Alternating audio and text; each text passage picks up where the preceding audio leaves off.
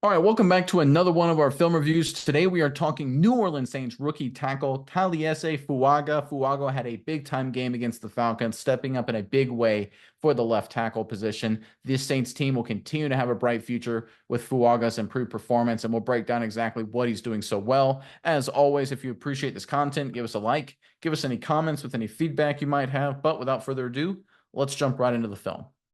All right, we're going to open up with a passing situation here. This was a third down late in the game. The Saints are trying to ice it. Of course, we all know how this ended up with the Alvin Kamara drop. But up front, this was a really good protection. What the Saints are going to do, you can see how the Falcons have so many people walked up right here. They're trying to get all kind of mismatches, all kind of one-on-one opportunities. What the Saints do here is they slide the protection, everyone one gap over to their left, just like this. Everyone protecting that gap, and they have the tight end then working out one-on-one on the backside edge rusher just like this. So what that means is that Fuaga right here at left tackle, he's one-on-one on Matthew Judon, a veteran talented pass rusher. This is a chance to win the game, and Fuaga does a great job. Let's check it out. All right, there's a snap. You can see everyone taking the gap over to their left right there, except for the tackle, or the tight end, excuse me, on the backside, one-on-one with that edge rusher on the right side of your screen. Let's watch Fuaga's technique right here. That's a good kick step. Another good kick step. I love his patience. Uses his long arms right there. Great knee position. Maybe leaning a little bit, but overall, that's fantastic. Right here, Judon, veteran pass rusher, knocks his hands down. Then Fuaga pounds his feet inside. He keeps his inside foot up, forces the pass rusher up the field. No one near Derek Carr. Look at this protection, folks. Derek Carr, number 4, late game, third down situation. Falcons trying to get a pass rush. There's no one even close to him. He has a nice, easy, comfortable pocket. Ugh. At least they went on to win the game, folks. That could have been a catastrophic drop.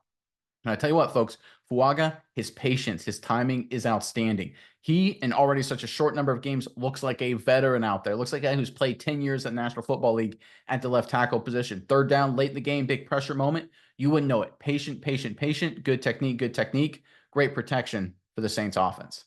All right, from the wide copy, watch Fuaga's technique right here. Kick step, kick step, kick step. Right here, Judon 15. He thinks he has an inside path. Fuaga then pounds his feet down inside. See how he works him back up the field a little bit? Perfect pocket for Derek Carr. No pressure in his face.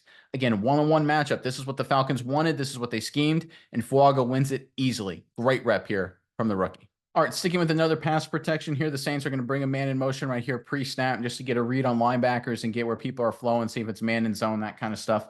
Up front, what they're going to do is they're going to slide the protection with the center, right guard, and right tackle. One gap over to the right, which means we're going to get one-on-one right here. Left guard on that defensive lineman right there. We'll call him a 1 technique. And one-on-one right here, Fuaga. On this defensive end right here, we'll call him a 5 technique right there, right on the outside shoulder. This is a tough spot right here if you're Fuaga, right? Because you know 64, he's leaving. He's got to get down. That means number 90 right here for the Atlanta Falcons, he's got all the space to work with. You got to do a great job protecting against the inside move and then work out as well. Nice technique. Great win right here from the young tackle. Let's check it out. All right, here comes the motion. There's a snap. You can see right there, center, right guard, right tackle, working the gap to their right. You can see 64, the left guard. He's working to take over this 1 technique. Gets beat a little bit there, tries to fight back a little bit, little pressure in Derek Carr's face. Let's watch Fuaga right here. He knows he's got a lot of ground to cover. He makes sure he gets in a good step right there. I love how he doesn't go into a deep kick slide. A lot of times, some young tackles in this situation, they kind of forget that they're kind of on an island right here and the guard's leaving them. They do a normal kick step like we saw in the first one, and they open up the inside move. Not Fuaga. He has kind of a shortened kick step. Gives some credit to coaching right there. Gets his hand, great punch, great replacement with his hands, great base, keeps working, keeps working. Folks, you talk about picture perfect technique. This is why this guy was drafted in the first round. I mean, this is awesome technically. Any young offensive tackles out there, you want to see good base, good footwork, good hands, replace hands, extension, no holding, all this stuff. Again, he keeps his good knee bend, hip flexibility, you name it, he checks the box. Fuaga's already such a gifted football player athletically. We talked about it earlier this season, but his technique is off the charts. Yeah, Nick, and I think this is really good for Fuaga because he's been really high highs in the pass blocking game this year, but he's also had a couple games, 2 games in particular, versus the Broncos and versus Kansas City, where he had some really, really low lows. We're talking 28 PFF grades in the pass blocking department. But this game, he bounces back, has a very solid performance. That 69 overall pass blocking grade for Fuaga. He's a monster in the run blocking game. There's no denying that. But coming in the pass blocking game, having another consistent game, really getting everything back on track, I think this shows he's really putting it all together, and he's going to be a really great player for this Saints team. All right, let's go with some running game right now. There's Fuaga this time at left tackle going the other direction. This is going to be kind of a power toss concept, maybe kind of a wide zone concept too as well, however you want to look at it. Basically, what's going to happen is we're going to get the fullback leading through right here, just like this. We're going to get a toss here from Alvin Kamara. He's reading this tight end who's trying to block this end man on the line of scrimmage. We're going to get a reach block here. I'm going to get Fuaga securing this gap here, then working up to the next level. Basically, in a perfect world, you would get a seal here by the guard. You would get the tight end seal here with a tackle securing. He would then get on 53, and then you'd have the fullback who's going to come in motion, wrap for 55, and you get a seal there. So basically, perfect world, right? You get a seal there, and then you read this block. Fuaga does a great job getting up to the next level. This is a really close to being a huge play for the Saints. They're one block away. Let's check it out. Fullback in motion. There's the toss. You can see right there, number 97, Grady Jarrett. He jumps inside, gets the reach block for the guard right there by himself. They're in a good position. Tight end on number 17. He secures him so Fuaga can work up to the next level, no problem. Gets on 53. Powerful punch, throws him out of the way. Oh, this is going to be perfect, folks. But this fullback, for whatever reason, doesn't pick up 55. I don't think this is Fuaga's fault. Looking at the structure of this play, I think it's designed for Fuaga to get to this gap. I think this fullback takes this too wide. I think he has to turn it up inside right here because if they get a hat on hat, if this fullback comes inside and picks up 55, look at this hole, right? Imagine if 55 is picked up. There's one-on-one with the safety right here because Fuaga is literally throwing 53, 10 yards out of the hole. Look at where contact's initially made. Right about 3 yards to the right of the hash. Look where he ends up, all the way over by the numbers. This is, again, where he started. 53 started. Look where he ends up. This is movement at the point of attack, folks. This could have been a huge play for the Saints offense. I think this on the fullback. He's got to get up to the next level, pick up that backside linebacker. But the young tackle, number 75 here, great job getting up to 53 and throwing him out of the way. Nice work from the rookie. Again, from the wide copy, you can see the fullbacks can go in motion in a second right here. Fuaga gets up to the next level. Again, you can see contact coming just a little bit past the hash. He throws them with a punch all the way out by the numbers. You can see this crease, right? If 46 just, I don't know why he gets so wide. If he stays tighter in there and picks up 55, they run right behind 75, and it's one-on-one with the safety right here for a touchdown. Instead, it's a small limited gain. I'm going to put this on the fullback. Again, I'm not in the film room. I don't know the play call. I don't know the game plan. I think Fuaga right here did the right thing. And looking at the impact on how the play is structured, I think it was. I think this fullback goes a little too wide. Number 75 here, though. Great job overall. Next level, delivering a punch. Nice work from the rookie.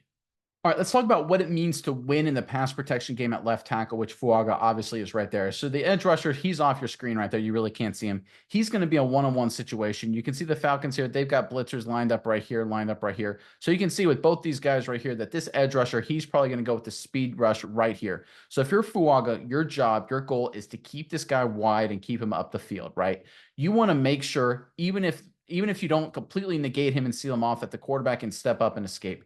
That's your job. You don't want to be so focused on stonewalling him here. You want to run him upfield. That's what winning at the left tackle position is in the National Football League. Fuaga does a good job of it. Let's check it out. All right, there's a snap. You can see right there, linebackers firing. That means his edge rusher is going upfield. Running back's got to step up. He's kind of late to get to him. Does a decent job there. Derek Carr, good job stepping up in the pocket there. Let's look at Fuaga right here. Patient, delivers a punch. You see how he waits till the last second? Let's look at where the depth is, right? Look where Derek Carr gets at his deepest point in the drop. Right around 7 yards behind the line of scrimmage. You can see right there. Look where number 17 ends up, the edge rusher that Fuaga was going up against. About 2 yards past Derek Carr's deepest drop, and he kind of ends up on the ground there as well. This is winning at the left tackle position in the National Football League. This is why I love Fuaga's career trajectory. He's so patient. He forces these edge rushers to essentially run themselves out of the play. He doesn't worry about everything perfectly being pretty. That's kind of Penning's problem. He tries to be a little too aggressive, tries to stonewall people sometimes and ends up getting beat. See right there, Penning is more head up on his guy, but his guy actually ends up getting closer to the quarterback right there. What do you want out of your tackles right here? If I freeze frame it right here, if you're the quarterback, who's doing a better job, right? Penning's head up, right? He's got his hands in the pass rusher's chest. He looks like he may be delivering a more impactful block, but his guy actually gets more pressure on Derek Carr. Ebiketie, the guy that Fuaga is going up against, he's well past the quarterback, no impact on the play. Sometimes it's not about being the most aesthetically pleasing in terms of the impact block. It's about doing your job at a high level, and I think Fuaga is doing that for the Saints.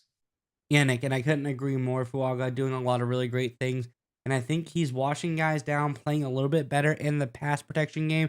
But there's one thing in particular I think he's doing, or rather not doing, in this second half of games this year. that I think is going to be crucial. If you look at the first half of this season, this is a guy, and I know the Saints team riddled with injuries, not really playing a lot of good football the first half of the season. 5 penalties by Fuaga in the first half of the season, really a detriment at times to this team. The second half of the season, only 1 penalty, and that was just a few games ago. So the last couple games, he's been penalty free, playing a lot of clean football. 4 of the last 5 games, he has had 0 penalties. So I think he's learning. I think he's doing a lot of good stuff. And I think, like you said, instead of playing someone straight up, trying to bully ball them, maybe get a holding call on you, you wash them down past the quarterback, and that will stop the impact on the play. Good job on Fuaga not to get any more penalties. All right, let's go back to the running game. The Saints are going to bring a receiver in motion across the formation right here again to get some movement out of these linebackers going this direction. They're going to get the fullback 46 at the snap. He's going to work this way, and it's going to be kind of a counteraction right here from Alvin Kamara. Basically, what the Saints are doing up front is they're getting double teams, kind of washing people down. So they're going to get double team wash down right there. They're going to get a wash down right here. And these guys are all taking these gaps right here. And you can see number 17 right here. He's going to flash right in this gap right here. We're going to get a really nice double team on Fuaga, working with the left guard right there, working up to the next level. Really good stuff right here between these two guys. And this is just an example of sometimes running the football, you just don't do a good job executing, right? Here, when you get 2 offensive linemen that really screwed up for the New Orleans Saints, it's the reason the play isn't successful. But I think what we see technically from Fuaga right here, working on what ends up being a double team when 17 flashes inside, is a great sign for the future of the Saints running game. Let's check it out. All right, there's the motion across the formation. You can see the fullback leading that way to kick out the end man on the line of scrimmage. You can see the counter action from Alvin Kamara, and not a whole lot there, right? Not a spectacular run. If you look inside for the Saints offense, you can see everyone working down.